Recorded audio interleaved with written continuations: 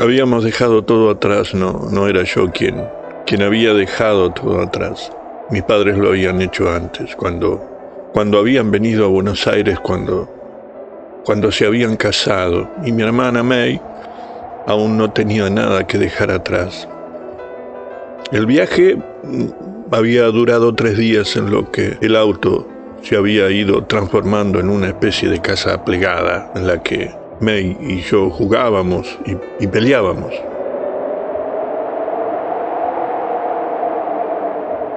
Mis padres se turnaban para dormir, desplegaban mapas, prometían que íbamos a ver pingüinos, ballenas y lobos marinos.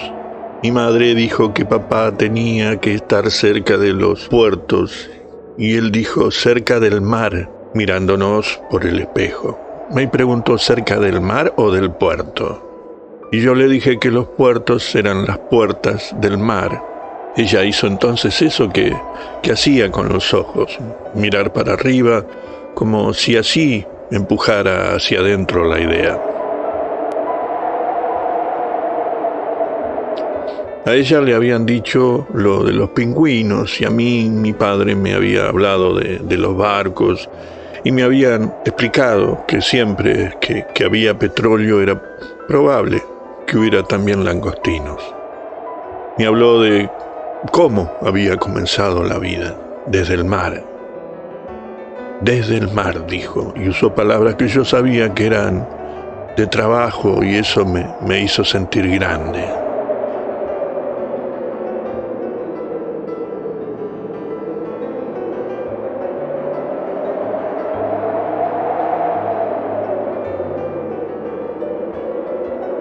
Cuando entramos a la ciudad, mamá, May y yo nos pegamos a las ventanillas mientras papá decía: allá está el colegio, para allá el puerto. Esta es la avenida principal, allá la plaza, la iglesia, la agencia. El departamento estaba en uno de los pocos edificios de varios pisos y eso hacía que diera la sensación de flotar solo. Nuestros muebles también flotaban incómodos en demasiado espacio vacío. El primer día escuché un ligero eco pegado a nuestras voces y después el viento.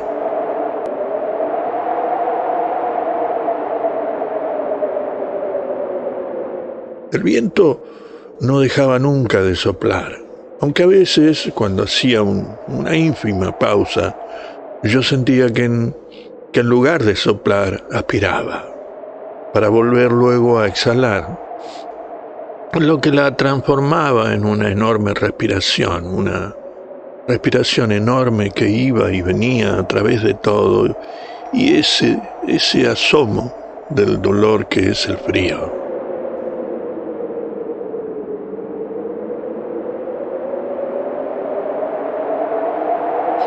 En la escuela también yo parecía flotar sobre los demás. Los primeros días me hicieron las preguntas que a esa altura sabía responder sin vacilar. No soy china. Nací acá y mi papá es japonés. Pero se agregó una que hacía que cualquier respuesta fuera inútil. Dijera lo que dijera, lo esencial estaba en el hecho de que a mí pudieran preguntarme: ¿quién querés que gane la guerra?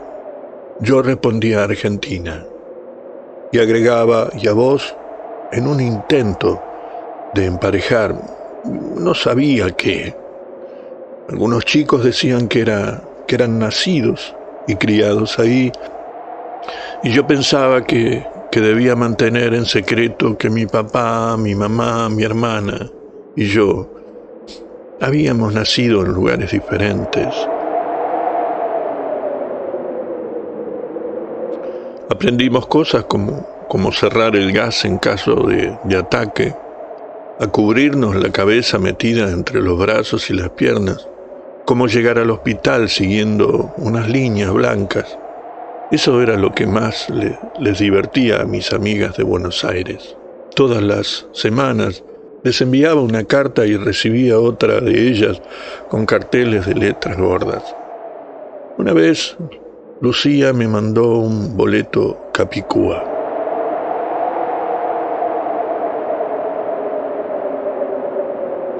La casa no tenía cortinas y veíamos a un lado el mar y al otro un monte. Yo había vivido siempre protegida entre edificios. Había tenido amigas con las que caminaba abrazada como veía hacer ahora a otras chicas. La guerra había sido algo de lo que hablaban mis abuelos, no algo de lo que se hablara en la escuela, en la televisión, en los lugares donde mi madre hacía las compras. A las 2 semanas, papá tuvo que viajar a Japón de nuevo. Entonces mi madre hizo un arreglo con una vecina que tenía teléfono. Después de darnos de comer, ella bajaba cada noche a la casa de los vecinos y nosotras nos íbamos a dormir. La operadora siempre decía que había demora y mi mamá debía esperar conversando con la vecina. A veces le llevaba lo que ella llamaba un pequeño obsequio, un budín, un pañuelo, una carpeta de hilo.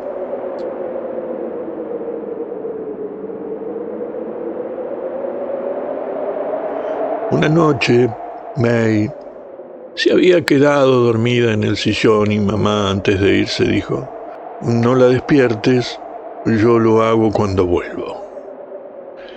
Me había dicho que debíamos mantener todas las luces apagadas. «Es importante», dijo. En el colegio yo había aprendido que eran prácticas de oscurecimiento para que los aviones no vieran las ciudades y no las bombardearan. Mamá se había quedado sentada junto a mí después de apagar las luces, pero cuando cerró la puerta la oscuridad se expandió de repente como si hubiera explotado en silencio. De pie frente a la puerta cerrada, solo atiné a girar hacia el ventanal. En lugar de balcón había un gran vidrio y contra él mamá había puesto las macetas de la otra casa. Las plantas habían perdido las hojas, la forma, la alegría. Una era apenas un tronco interrumpido. Cuando me di vuelta eran solo sombras. Ahí estaba yo sola, de pie frente a la oscuridad. Solo la noche puede ser tan joven y tan vieja. No había nada que se interpusiera entre nosotras. La ciudad y mi casa se habían apagado y hasta la respiración del viento se había detenido. Era tan absoluta la oscuridad que parecía una verdad. Quiero decir algo frente a lo que los demás resulta débil. Si hubiera podido arrojarme a la noche, me habría diluido en ella. Las partículas de las que estoy hecha se habrían alejado una de las otras con una extraña y mansa suavidad. Pero entonces May se despertó y empezó a llorar. Al principio, como lo hacía a veces, frotándose los ojos con un fastidio dulzón. Pero después, a medida que iba viendo más y más, su llanto se volvió agrio e insoportable.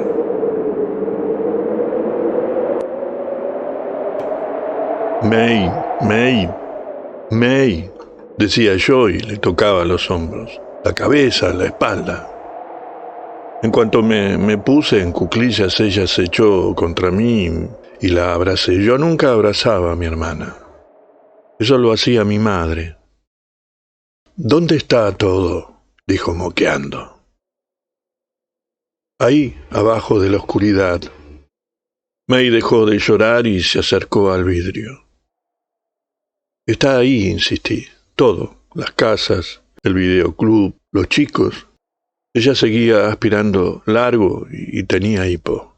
«Vení», dije mostrando la palma de mi mano. «Metámonos acá». Y me tiré en el piso entre las dos grandes macetas. Ella se puso en cuclillas a mi lado con los codos entre las rodillas y las manos agarradas sobre el pecho.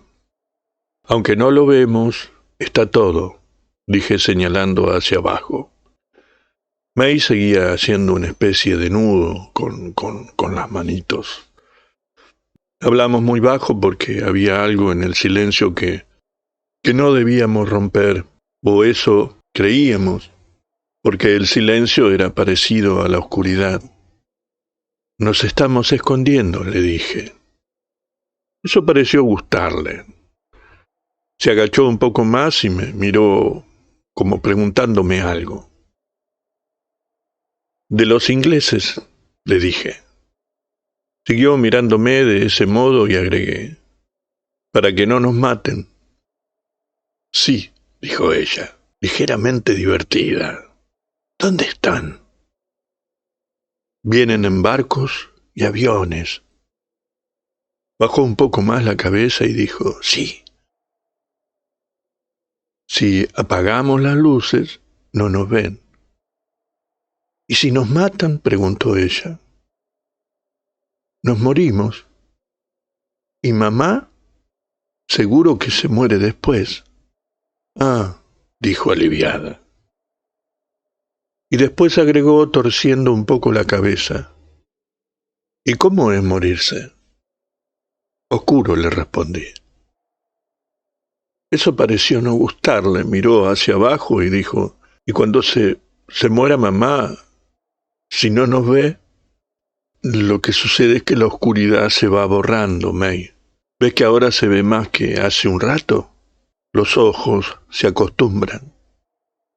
Ah, como un rayo, dijo ella y se señaló los ojos. Sí, dije. ¿Y papá? Papá también se va a morir. La familia es muerta, dijo divertido y moviendo las manos a los costados de su cabeza. Sí, juntos. ¿Y los demás? Dijo ella. ¿Quiénes? Agustina, la abuela, las tías, Mumi, Ojisan. Enumeró uno por uno.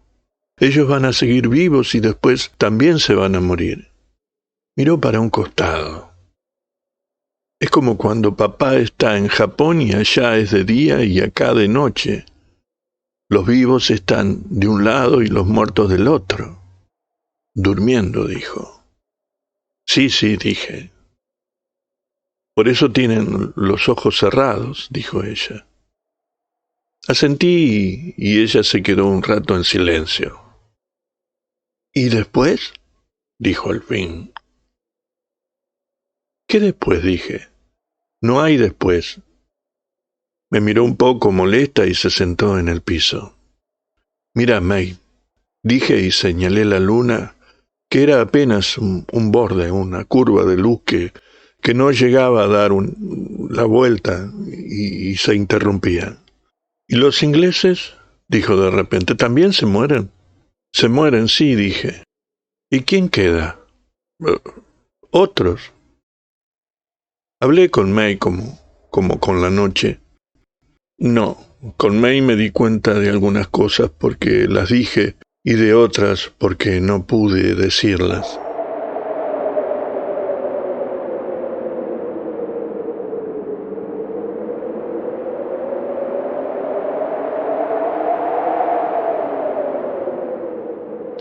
Entonces empezaron a encenderse las luces en la ciudad y abrió la puerta mamá y apareció el sillón verde y los almohadones con flores y todas nuestras cosas que ya no parecían ni tan solas ni tan pocas. Era como si hablaran las cosas.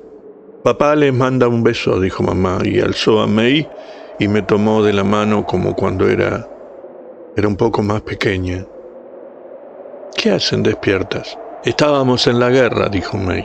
Mamá me miró y no dijo nada y después May se rió y mamá también y yo y nos reímos de un modo extraño. Nos reímos como si no pudiéramos reírnos. Nada tenía sentido en esos días y cuando papá volvió lo confirmó. Dijo que sobre el monte que estaba detrás, del lado contrario al mar, habían encontrado caracoles, conchas marinas, dijo. No tenía sentido, o para que lo tuviera el mar debería haberlo cubierto todo, la ciudad entera y nosotros no podríamos haber existido, no ahí mismo. Pocos meses después volvimos a Buenos Aires. May se olvidó de aquella noche. Cuando mamá habla de esa época dice que había camiones llenos de chicos y cierra los ojos con fuerza. Papá dice que aquello no fue realmente una guerra y mira el piso. Mis amigas dicen que yo estuve muy cerca. Yo solo recuerdo la noche inmensa.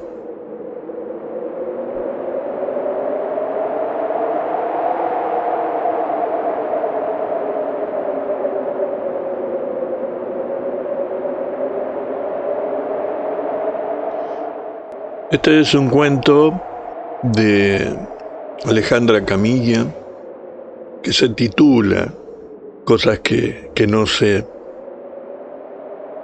Esto fue publicado por la Comisión Nacional de Bibliotecas Populares junto al Ministerio de Cultura de la Nación. Es un libro con cuentos de autores argentinos que se llama Malvinas, Memorias de Infancias en Tiempos de Guerra. La selección y prólogo fueron de María Teresa Andrueto.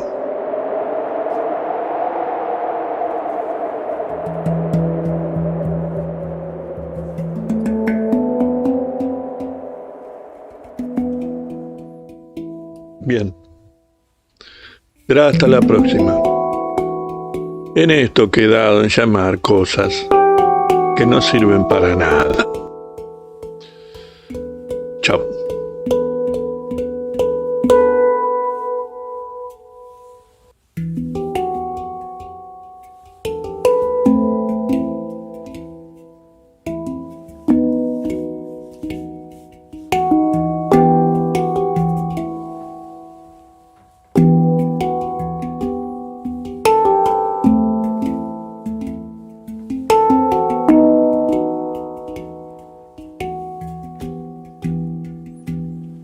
If blood will flow, when flesh and steel are one, drying in the color of the evening sun, tomorrow's rain will wash the stains away, but something in our minds will always stay.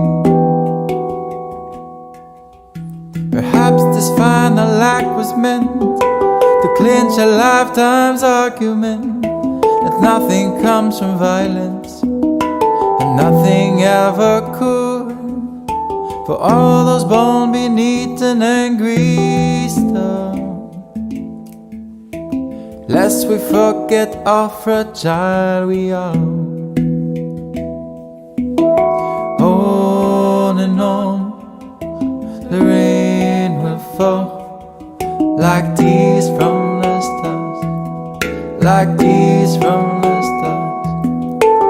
On and on, the rain will say how fragile we are, how fragile we are.